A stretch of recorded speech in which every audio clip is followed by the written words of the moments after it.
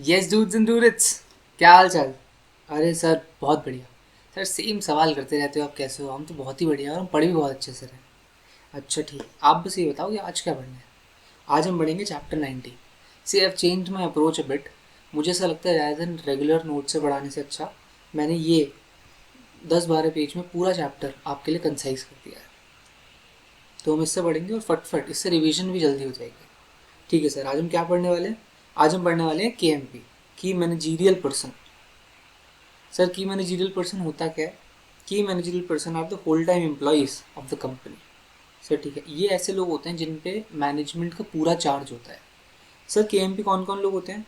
के M P या तो सी ई ओ होता है, या एम डी होता है, या मैनेजर होता है, या company secretary, whole time director, C F O, या कोई ऐसा officer not more than one level below the board who is in whole time employment plus designated as K M P by the board and such other officer as be prescribed. इन लोगों को के M P माना जाता है। Sir कौन कौन सी कंपनीज हैं that are required to appoint KMP? तो every listed company, every other public company जिसका paid up share capital 10 crore or more हो। टर्नओवर की यहाँ पे कोई रिक्वायरमेंट नहीं है। तो अगर कोई लिस्टेड कंपनी है या कोई ऐसी अदर पब्लिक कंपनी जिसका paid up share capital 10 crore or more है, उन्हें या तो एमडी अपॉइंट करना है, या फिर सीईओ, या फिर मैनेजर। लेकिन अगर ये नहीं है तो उनको एक होल टाइम डायरेक्टर चाहिए ही। उसके साथ उन्हें एक कंपनी सेक्रेटरी चाहिए और एक सीएफओ चाहिए। ठीक है सर। अब एवरी प्राइवेट कंपनी जिनका paid up share capital 10 crore or more है, उसे एक होल टाइम कंपनी सेक्रेटरी रखना जरूरी होता है। सर ठीक है। Now no person shall act as chairman, MD and CEO at the same time unless the article provides otherwise, या फिर वो कंपनी सिंगल बिजनेस कैरी करती है। और अगर वो कंपनी मल्टीपल बिजनेस भी कैरी करती है तो उन्होंने हर एक बिजनेस के लिए सीईओ, वन और मोर सीईओ रख रखे हों। सर ये वाली जो थर्ड नंबर पे आपने कंपनी बोली है, कंपनी कौन सी है? ये वो पब्लिक कंपनी है जिसका paid up share capital 100 crore or more है और टर्नओवर 1000 करोड़ और मोर है। सर ठीक है। अपॉइंटमेंट।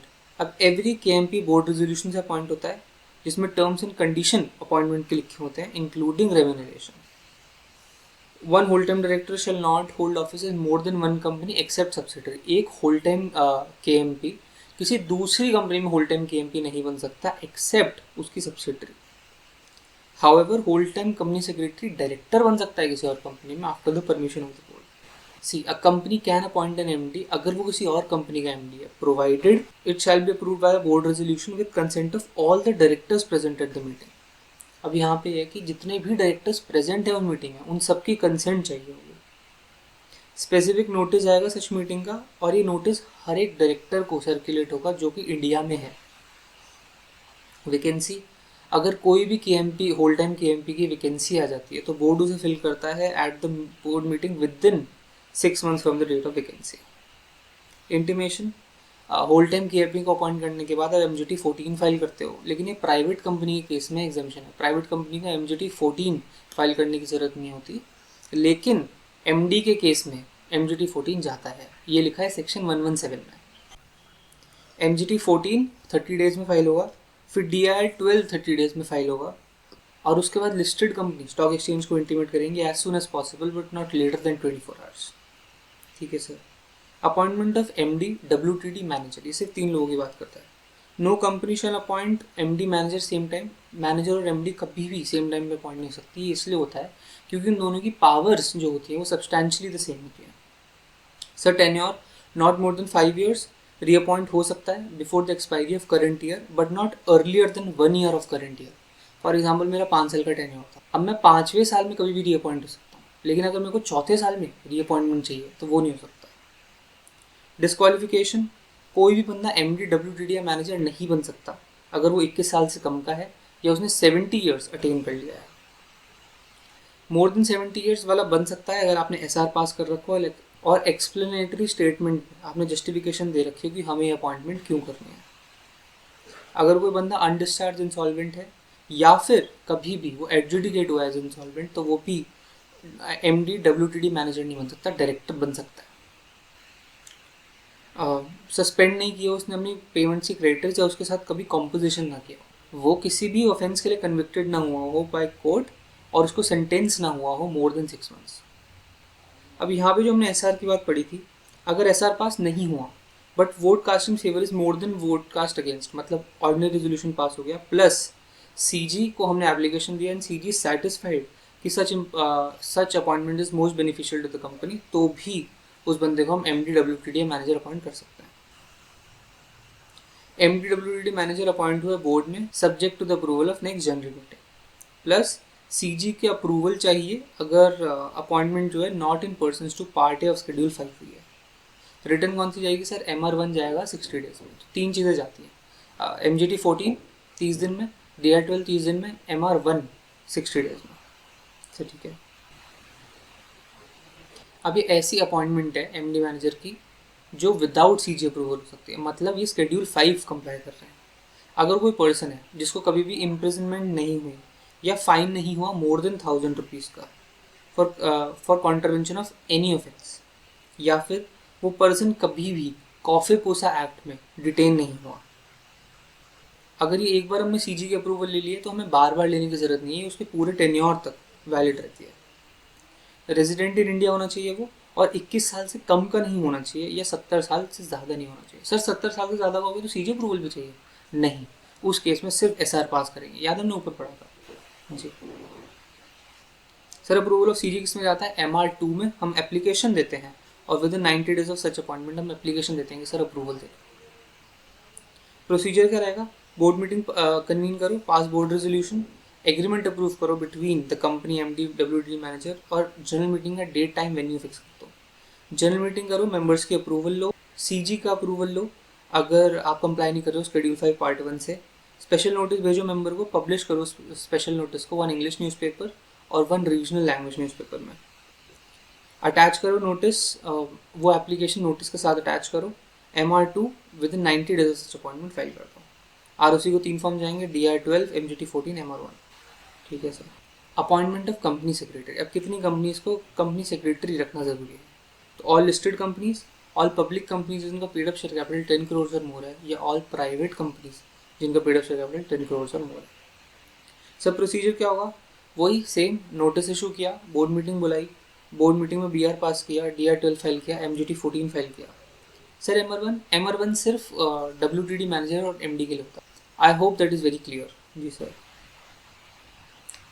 फिर CS, एक से ज़्यादा कंपनी में CS की पोजीशन होल्ड नहीं कर सकता एक्सेप्ट उसकी सब्सिडियरी कंपनी में।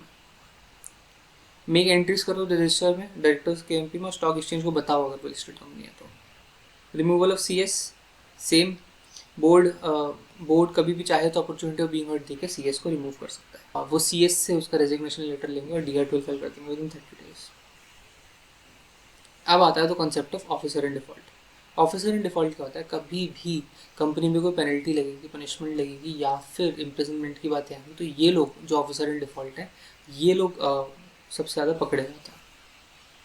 ऑफिसर सबसे पहले क्या होता है? Officer includes any director, manager, KMP या एनी पर्सन जिसके डायरेक्शन पे बोर्ड ऑफ डायरेक्टर्स या डायरेक्टर्स एक्ट करते हैं। OID shall be liable to penalty punishment. अब ऑफिसर इन डिफॉल्ट होते कौन है? होल टाइम डायरेक्टर, KMP, अगर KMP नहीं है तो डायरेक्टर स्पेसिफाइड बाय बोर्ड, और प्लस जिन्होंने अपनी कंसेंट दी होगी, हाँ ठीक है मैं ऑफिसर इन डिफॉल्ट हूँ। अगर ऐसा नहीं हुआ, अगर किसी ने अपनी कंसेंट नहीं दी तो सारे डायरेक्टर्स। कोई भी ऐसा पर्सन जो इमीडिएट अथॉरिटी में है बोर्ड या KMP की, और he is responsible for maintaining, filing, distribution of accounts, और जो एक्टिवली पार्टिसिपेट करता है, नोइंगली परमिट्स या फेल्स टू प्रिवेंट डिफॉल्ट, या any person under whose direction board is accustomed to act other than professional capacity. अगर मैं professional capacity में कोई राय दे रहा हूँ तो वो नहीं है इसमें। Every director who is aware of the contradiction plus participates without objecting it, या contravention took place with his consent or connivance. Connivance मतलब silent consent. In respect of issue and transfer of securities, share transfer agent, registrars, merchant bankers to the issue or transfer, ये सारे लोग जितने भी हैं ये officer in default में आते हैं। अब आते हैं इस चैप्टर के सेकंड पार्ट में, that is remuneration. Remuneration only applies to public company. Sir मतलब प्राइवेट कंपनी के केस में कोई लिमिट नहीं होती, प्राइवेट कंपनी कितना भी दे सकती है रेम्यूनरेशन। ठीक है। तो सर सबसे पहले हम बात करेंगे ऐसी कंपनी के जिनके प्रॉफिट्स हैं। तो अगर कोई डायरेक्टर है इंक्लूडिंग द MD/WTD मैनेजर, तो आप एज अ होल उनको 11% ऑफ द नेट प्रॉफिट नहीं दे सकते। अगर देना है तो कंपनी एक रेजोल्यूशन पास करेगी जनरल मीटिंग में। अगर आप सिर्फ MD/WTD मैनेजर को दे रहे हो 5% ऑफ द नेट प्रॉफिट इतना ही दे सकते हैं। सर लिमिट एक्सीड करनी है, स्पेशल रेजोल्यूशन पास करो। अब मोर देन 1 MD/WTD मैनेजर है तो 10% of the net profit of all such director taken together, उन सब डायरेक्टर को मिला के आप 10% ऑफ नेट प्रॉफिट सैलरी दे सकते हैं। अगेन अगर आपको लिमिट एक्सीड करनी है तो आप SR पास कर सकते हैं। अगर कोई डायरेक्टर है who is neither MD/WTD manager तो क्या होगा, 1%। अगर कंपनी में MD/WTD मैनेजर हैं तो उनको सिर्फ 1% मिलेगा नेट प्रॉफिट का। मोर देन लिमिट चाहिए SR पास कर दो। 1% अगर कंपनी में MD/WTD है, 3% अगर कंपनी में MD/WTD मैनेजर नहीं है। और इस रेम्यूनरेशन में सिटिंग फीस नहीं आती है। सर रेम्यूनरेशन तो देना है पर क्या बोलते हैं हमारी कंपनी में प्रॉफिट्स ही नहीं है या इनएडिक्वेट प्रॉफिट्स हैं, तो क्या करेंगे। तो विदाउट CG अप्रूवल हम रेम्यूनरेशन दे सकते हैं। अगर हमारी इफेक्टिव कैपिटल नेगेटिव है या लेस देन 5 करोड़ है तो 60 लाख दे सकते हैं मैनेजरियल पर्सन को, 12 लाख दे सकते हैं अदर डायरेक्टर को। सर 5 करोड़ से उससे ज़्यादा प्लस 100 करोड़ से कम है, 84 लाख मैनेजरियल पर्सन को, 17 लाख अदर डायरेक्टर को। Sir more than equal to 100 crore है बट 250 करोड़ से लेस है तो 120 लाख मैनेजरियल पर्सन को और 24 लाख अदर डायरेक्टर्स को।